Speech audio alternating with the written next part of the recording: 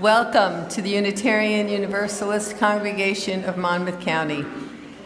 My name is Liz Tortorella, and my pronouns are she and her. One of the committees I serve on is the Music Committee, so I'm taking this opportunity as Thanksgiving comes on the horizon to thank Elaine Held, pianist, organist, conductor, friend, for all she brings to our music program.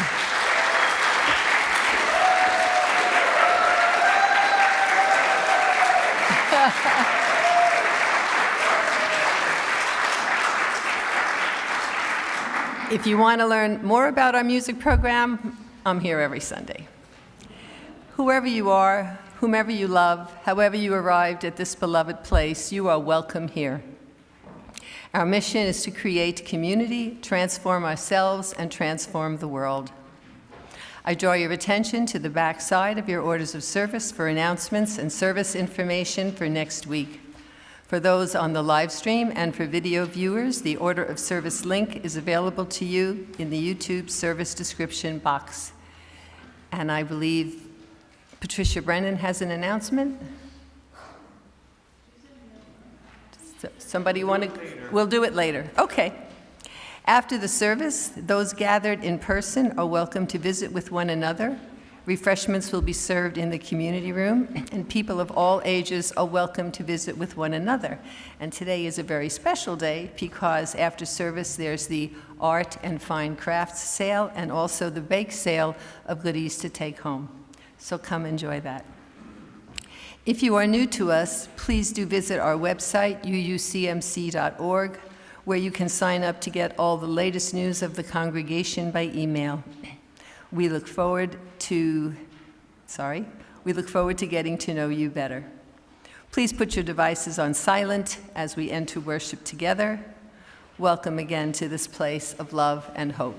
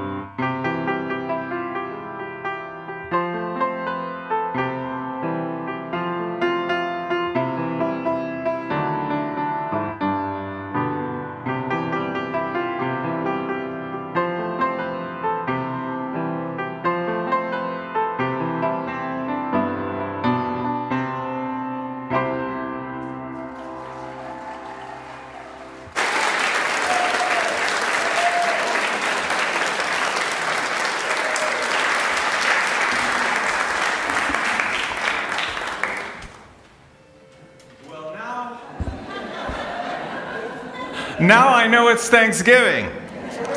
Thank you, Paul.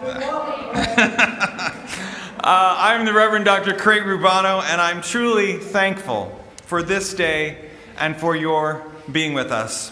And by us, I mean with us in person, right here in the Earth Room, and with us live streaming from your homes or wherever you happen to be this day, and with us watching this service in video form, part of our YouTube library. You can just go sit there for a minute. Thanks. No, very important. It's coming right up. This service will be available to us all whenever we want to feel part of this congregation, this community, where we come, where we repair, to be thankful, and to care for and repair our souls. In keeping with our November theme of repair, the live stream and recording capabilities of this congregation have been repaired. I know that the mishaps of the past weeks have been disturbing culminating in the complete loss of the Sunday service following the elections. Many of you expressed sorrow at not having access to it, not being able to rewatch it, not being able to send it to friends and family. So for the first, and please may it be the last, time in UUCMC history, on Wednesday, December 4th at noon, we will repeat the November 10th service in its entirety. Even Evan and Joel will be back with their music. It may well be a case of be careful what you wish for, but hopefully it will help us heal even more than it did the first time around.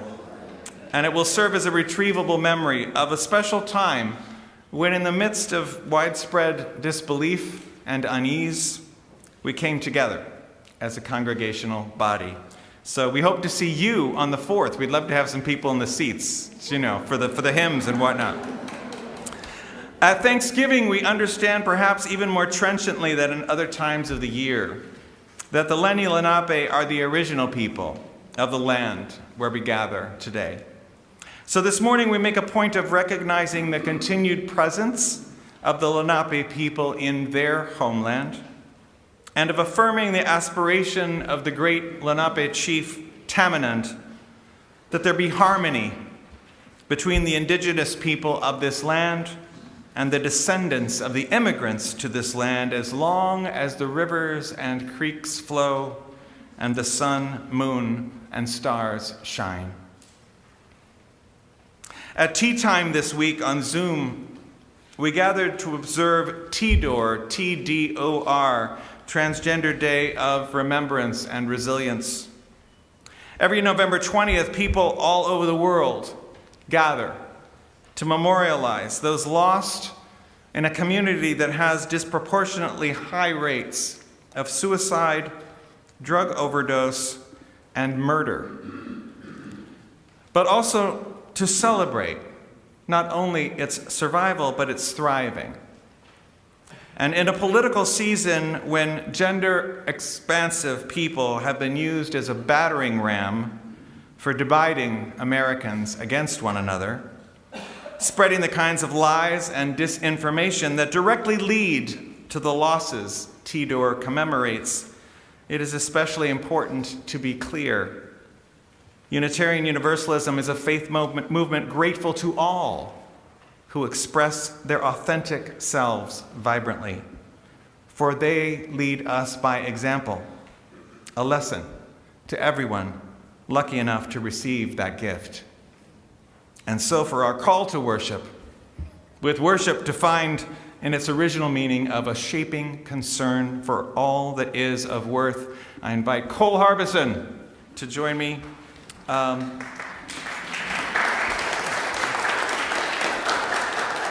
And we're sharing a poem entitled Made of Clay, words by a non-binary transmasculine person from the southwestern region of the UK, who writes under the name of Trans Teacher. Shame burrows deep under my skin like a thorn in the sensitive pad of a bare foot. Sharp-hooked words digging into my very essence, trying to tear it out, to purge, to exorcise, but there's no demon within me. I too am made in God's own image. My heart made to love who it loves. Me made to be who I am. You can chip away at me with your insults and your ignorance, and like marble under the sculptor's chisel, I become more whole. Your barbed remarks cut deep, but our pride is nestled deeper, denser, the singularity before the explosion, and we will burst forth in blinding light. You have made angels of too many of us. We do not belong in hell, but we do not belong in heaven either. We are claiming our place on earth. Come, let us worship together. Thank you. Every week we light a flame in a chalice to signify two profound truths. First, it is not this beautiful earth room space that is sacred. It is we who make any place sacred by our gathering together with intention. Second, the spark of creation inside each one of us needs the ongoing rekindling that community provides. You saw Jim and Susan hit the chimes this morning. Cole just joined me for the call to worship. In the spirit of multi-generational community, I now invite Tom, Alice, and Benjamin, 3 more members of the Harbus and Ettrim family, to perform our chalice lighting. This morning's chalice lighting words come from the Reverend Lisa Garcia Sampson, who since 2020 has served as the Executive Director of the Unitarian Universalist Justice Ministry of North Carolina.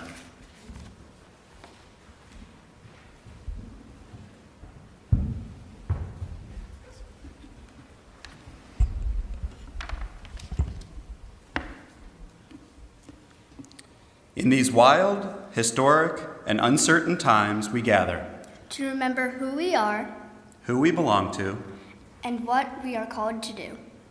As we light this chalice, we kindle the spirit of the great turning. The movement for justice alive in this nation today, may we feel it in our bones.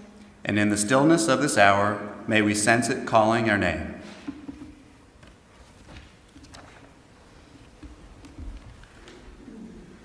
I invite us now in gratefulness to rise in body and or spirit to sing our opening hymn. Number 67 in the gray hymnal and on the screens. We sing now together our song of thanksgiving.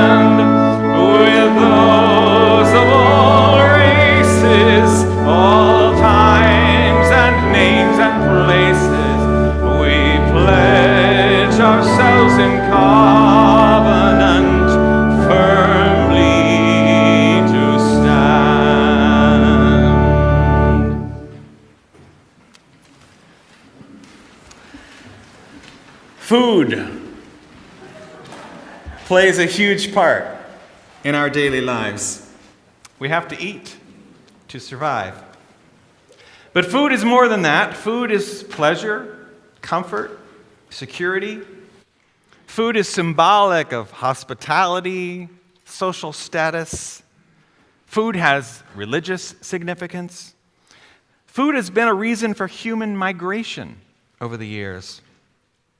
And people don't eat only what is available to them. They eat what is considered edible by the culture in which they are ensconced. Indeed, rather than or in addition to the adage, "You are what you eat," truly, we eat who we are. And at the heart of food is bread. In fact, bread is a metonym for food generally, putting bread on the table. Give us this day our daily bread. When we share bread later in the service, we are sharing ourselves with one another. In nearly every Native American culture today, central to the diet is a flat dough bread that is fried in some kind of oil. I now invite Elizabeth, the last of the Harbison Etram of the morning, along with our Family Ministry Committee Chair, Sari Alburtus, to share with us a story about fry bread. Can I be adopted into your family? Yes, okay. absolutely. Just making sure. 100%. Okay. Good morning. So this story, Fry Bread, a Native American family story, won the Siebert Medal and the American Indian Youth Literature Honor. Its author, Kevin Mallard, is a professor of law at Syracuse University and member of the Seminole Nation of Oklahoma. And the illustrator, Juana Martinez Neal, was born in Lima, Peru, and lives in Connecticut. Fry bread is food.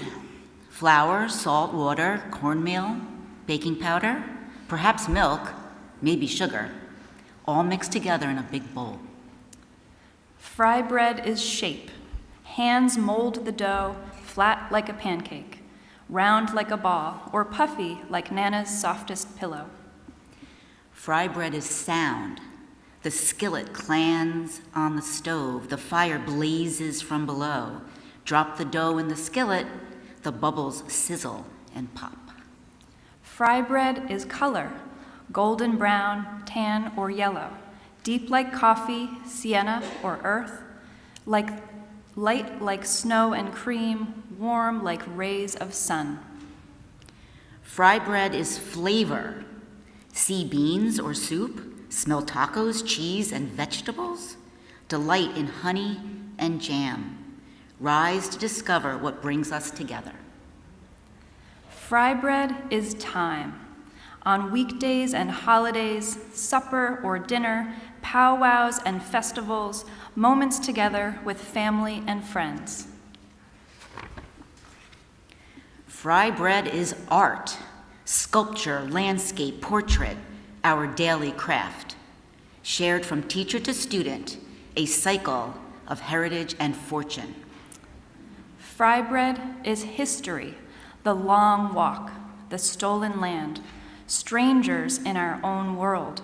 With unknown food, we made new recipes from what we had. Fry bread is history, the long walk. It's done twice, so, okay, yeah, sorry. It was so good we were going to do it again, but we'll Right. skip to the next Right. one. Fry bread is place. I actually thought it was that important that we Right. Alaska, Kansas, all the way to Maine, down to Delaware, on to Georgia, over to Oklahoma, Colorado, and California. Cities and lands we call home. Fry bread is nation, Abenaki, Apache, Arapaho, Ojibwe, Onondaga, Oglala Sioux, Narragansett, Navajo, Nipmuc, Seminole, Shoshone, Sac, and Fox, hundreds and hundreds of tribes. Fry bread is everything. Round, flat, large, small, north, south, east, west, brown, yellow, black, white, familiar and foreign, old and new. We come together. Fry bread is us. We are still here, elder and young, friend and neighbor. We strengthen each other to learn, change, and survive. Fry bread is you.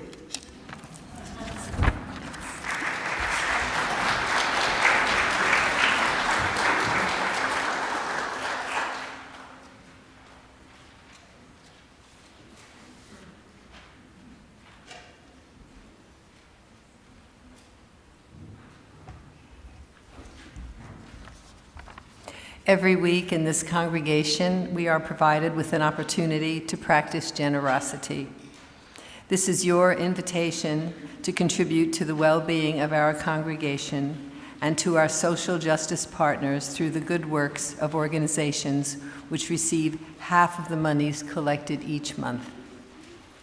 Our Share the Plate recipient for the month of November is Food Justice at Trinity in Asbury Park, whose mission is to be in solidarity with neighbors with immediate needs of hunger, housing, employment, physical and mental health, while organizing to change systemic injustice.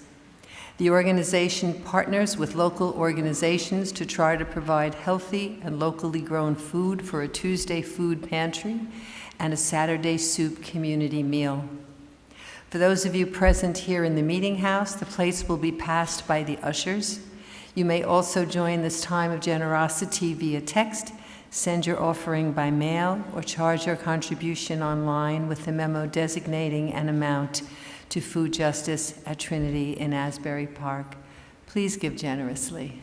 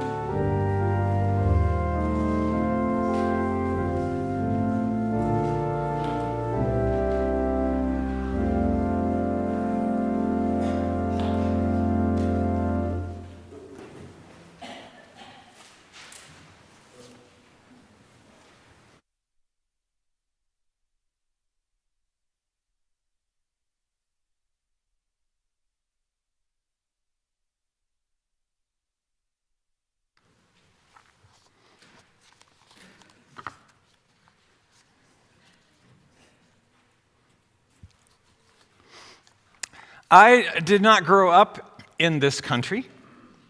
When I was a small child, my parents and my sister and I left the United States for Buenos Aires, Argentina, and Lima, Peru, where we made our home for the 15 years of my childhood. And we found a lot of common ground at the international schools, where we attended and worked with people representing over 40 countries from around the world. Thanksgiving, however, was a time of year when we were especially aware of our U.S. citizenship. For it was only we and other U.S. expatriates who understood late November as a time to be grateful in specific ways. And we had a problem, or several actually. There were no parades, no Macy's, no Great Pumpkin TV specials, nothing to get us into the Thanksgiving spirit. Also, there weren't any turkeys, there weren't any cranberries, and there weren't any pumpkins. We were in different food cultures. Furthermore, there weren't any multicolored corn cobs or dry hay or fall foliage because it was spring south of the equator.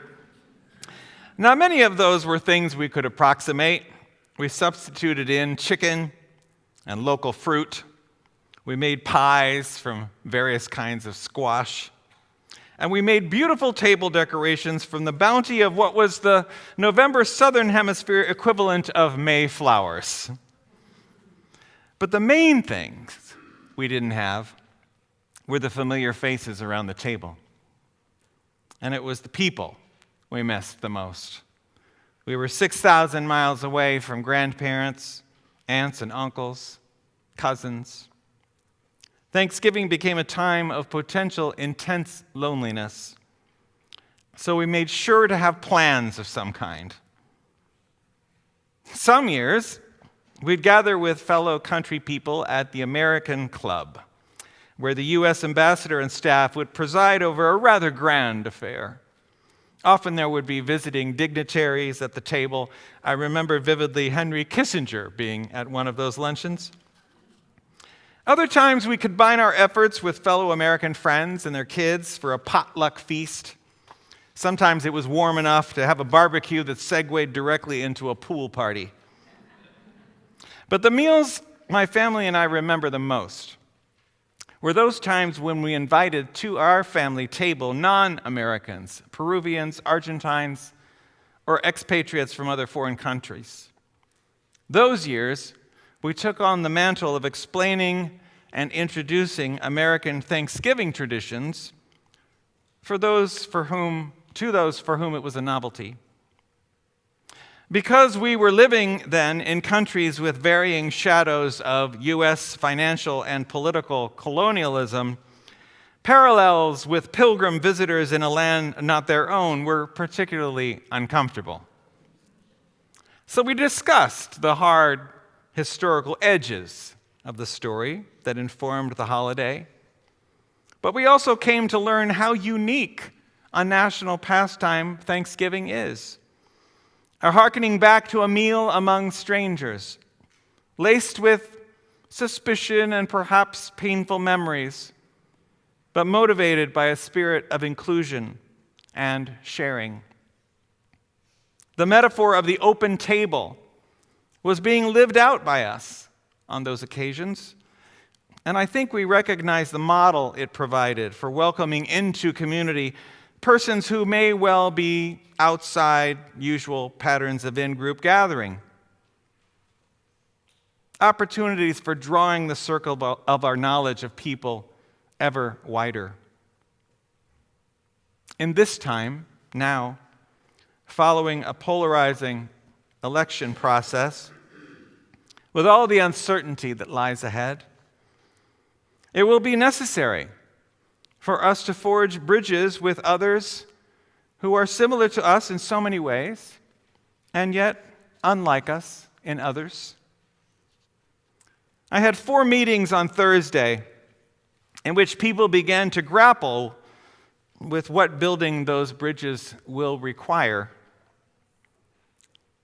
In recognition of the otherness yet sameness of our transgender, non-binary, and gender nonconforming siblings in spirit, one congregant pointed out that tea time itself is an exercise in the kinds of deep listening and increased understanding that lead to widening the circle of community. So many are trying to understand the voting outcome of an election in which, while neither candidate will have received even 50% of the vote, a candidate perceived to be deeply flawed prevailed. How will we move forward together? I venture to suggest that it will be by listening ever more closely to those who are currently outside of our understanding. Not that there won't be times in the coming years when we will need to join together to side with love against forces that are in opposition to our values. But as another congregant said so wisely on Thursday, there will be big opportunities to show up, but also big opportunities to learn. This year, I will try to live into the lesson I have taken from those November childhood meals. Thanksgiving is a time when you eat with people who are different, when you share your native customs, seeing them as if for the first time through the eyes of the uninitiated, a chance to forge relationship with new friends that might last a lifetime. I'm pleased that this year in our congregation, for the first time since the pandemic, we've gathered to share the breads of our lives with one another. May breaking bread be a symbol and an enactment of the power of breaking open our hearts. May we take from this ritual strength for the days ahead, when it will be necessary to draw the circles of lives ever wider. May we never forget that this community is a transformative miracle of perseverance and dedication to cherished values. And may we be thankful together.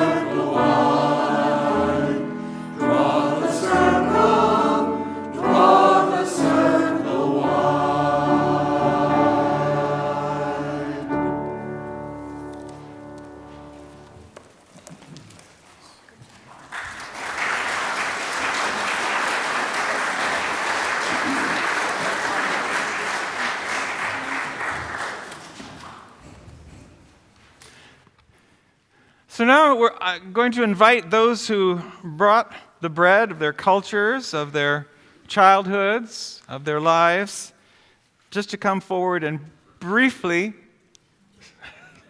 share what it means to them. So everyone who brought a bread, please come up, and we'll pass the handheld mic among you so that we can hear your bread, and you can just kind of indicate. You don't have to lift up your bread. But let's all come behind the table.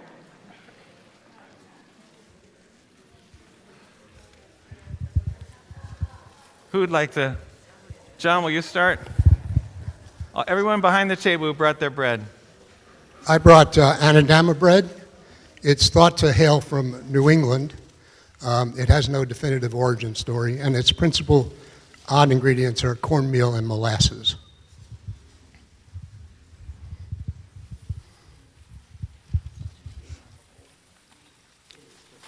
Next. I brought the banana bread that still has the candles in it because it's what my mother would allow me to have every year for my birthday when I didn't want a round cake with frosting. I brought available at a grocery store near you Dave's Killer Bread for the incarcerated lifting themselves up and having a voice of their own. Meant a lot to me. Not as good a story, just from the farmer's market in Red Bank on the way here, last day. Fresh baked. I brought something that attracted my eyes from Wegmans. I'm not exactly sure what it's called, but it's pretty fancy looking. I brought cornbread because my mom was from Texas, and on cold winter days she always made chili with cornbread, and that's a good reminder of that warmth. I'll take it on the other side. Oh, okay. I have my bread and Angie Morfogan's because she's in with the art show, so the art sale. So I'll do Angie first. Angie brought a Greek bread called tsureki, and she writes, growing up in Greek American household, tsureki was a holiday bread. It was a day-long process to make a sweet and rich bread, which needed to rise. My mother made it for New Year's Day, which we celebrated as St. Basil's Day. In keeping with Greek tradition, my mother would wrap a silver coin in foil and knead it into the bread to bring luck to the one who found it. For Easter, the same recipe, minus the corn, was baked, decorated with the red egg. And I brought an Italian semolina bread. My parents were the child of very poor Italian immigrants, so we had good bread on the table every night, and to this day, I still like sopping it in the red tomato sauce at the end of the meal. I brought a challah, which is a sweet bread that's served on special occasions, such as Friday night, Shabbos. It's usually braided and topped with an egg wash to make it shine. I brought Trader Joe's bread. It's my favorite. It's almost entirely nuts, and I thought that perhaps I brought it because I'm so nutty. I also brought Trader Joe's bread because I wanted to be part of the community and because I spent so much time at Trader Joe's. I did not bring Trader Joe's. I brought banana walnut bread. It has eggs, walnuts, sugar, and bananas. Good morning. Well, between Joe and myself, we are Bannigans, Fitzgeralds, McGraths, and Donahue. So guess what I brought? A rustic Irish soda bread, which I made, and is less sugar, a white whole wheat flour, and instead of the raisins, Mom always used currants, but I left out the seeds, so you can all try it. Slancha. Liz asked me to help break the bread, as it were. So I didn't bring anything, but I'm glad to have the honor to help out. We have one more. Okay. I am a child of the 60s, and my childhood bread is Wonder Bread. So, not much to say. You don't have to eat it. It's okay.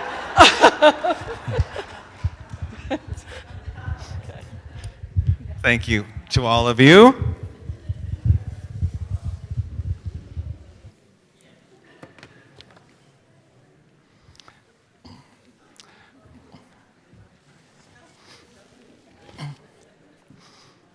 Just want to offer a blessing over the breads of our lives. And blessing these breads, May we cultivate within us the desire to join together, to prepare and gather with memory and gratitude, to share common loaves with friends, new and old, with family, near and far. May we have the love and patience to respect, indeed, to appreciate our differences and to seek common ground.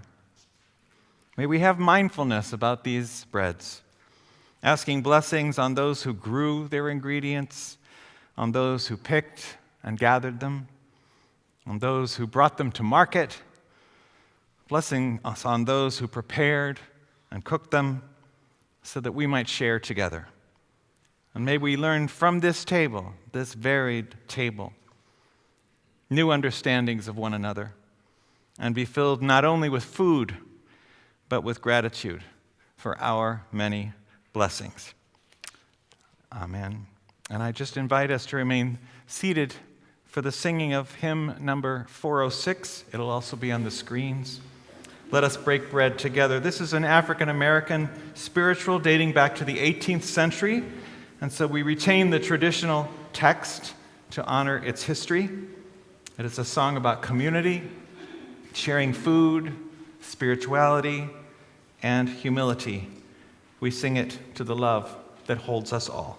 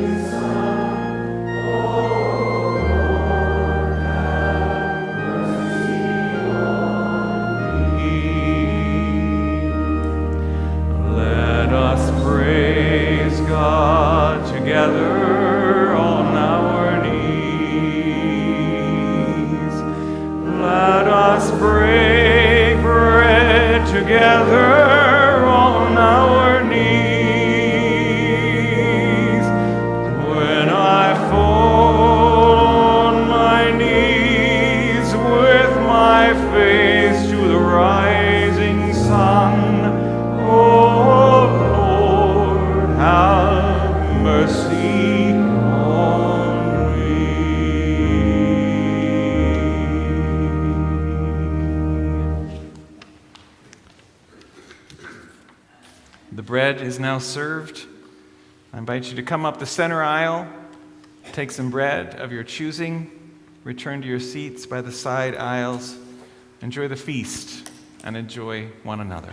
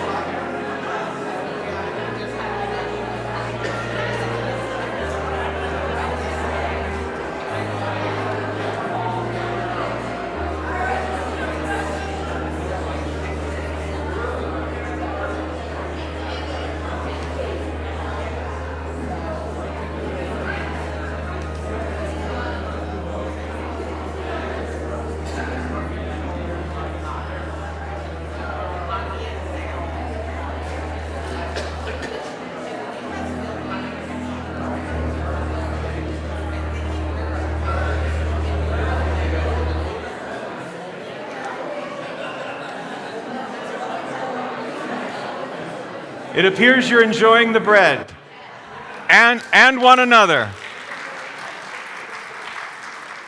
As it should be. What a beautiful, beautiful table, and what a beautiful, beautiful community. American labor leader and civil rights activist Cesar Chavez once said, "People who give you their food give you their heart." We are grateful for this bread, lovingly offered. May we in turn open our hearts to one another. May this place always aspire to be one where you and all your specificities, you in your totality, are seen and known as you see fit to share. And may each of us aspire to share ever more deeply of ourselves. For the beloved community, the power of we that is ours and ours alone to harness depends on us all. It takes all of us to be us. May we use whatever privilege and power we have to embody a community where all can seek solace, solidarity, and safety. And this week especially, let us redouble our efforts to weave a tapestry of love in this community that includes the gifts of our gender identities. May there be room at this table for everyone in all of their complexities, so that we might become true siblings in spirit. Whenever we gather at the Thanksgiving table, we are aware of those who aren't here this year. Let us take a moment to remember them and in silent gratitude thank them for the blessings of their lives.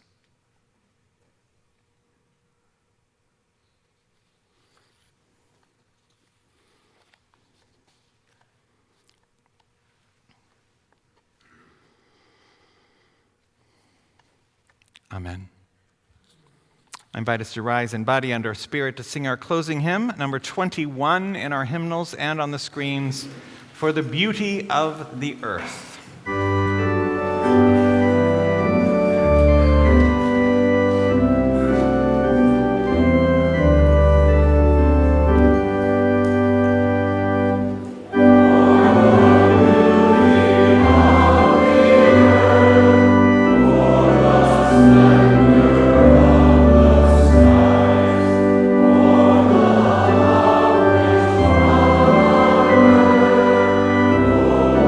Lord,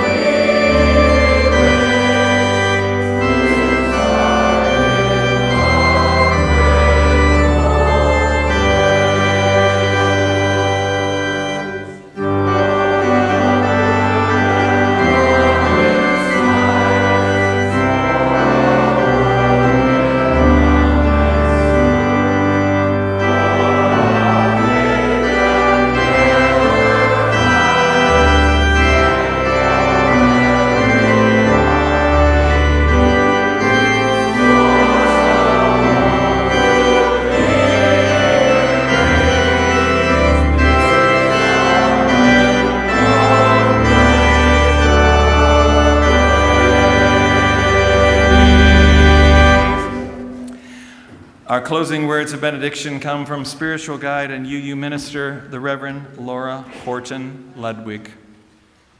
The wheel of the year has turned again. Once more, the Thanksgiving season has arrived. How shall we sing our song of gratitude now?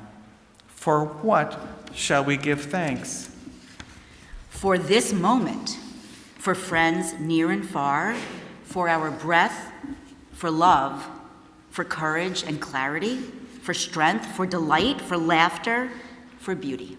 For the tables around which we gather, for the food we enjoy with friends, seasoned with love and memory. For the sun and moon and stars and sky, for the trees who have seen so much and still stand proud, stretching themselves to the sky, for the bright voices of children, for the wisdom of elders, for actions that bless the world, for hard work that makes a difference. For music and art and celebration, for generosity, for compassion, for endurance, for joy, for hope. For all these things we give thanks. Let us go in peace with gratefulness to bless the world.